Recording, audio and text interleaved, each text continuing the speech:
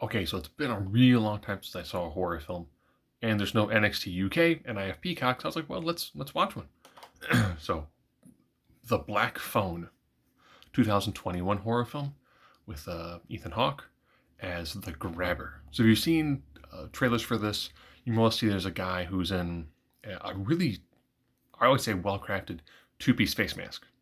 Like horn section on the top and the bottom face he would change from time to time. I liked it because then all of a sudden now Ethan is just pretty much using his eyes to emote things that and body language, and did a really good job with this, nice and unsettling. So what's the Grabber doing? Well, by the time you catch into the film, he's already captured a couple of people,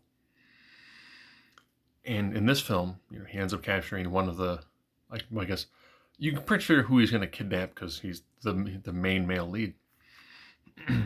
Has a great relation with his sister. I like that they picked two strong, you know, child actors. And I was like, most of these child actors aren't that bad. So why is it called the Black Phone?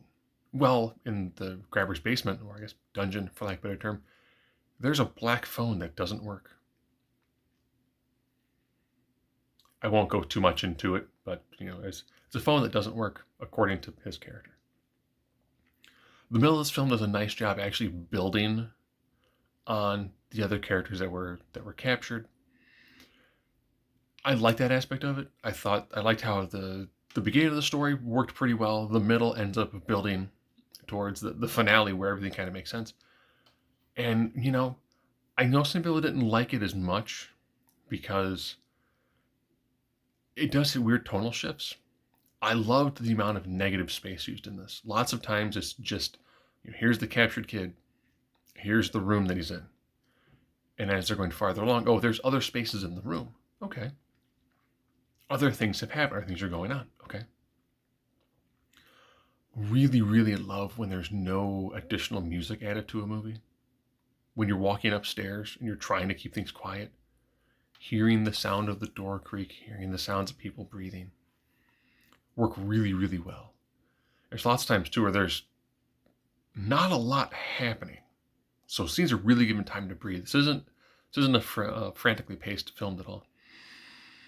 I can see why it didn't do super, super well. It did well in theaters, but not amazingly well. This is definitely something you would watch at home. If you have Peacock, you can watch on Peacock.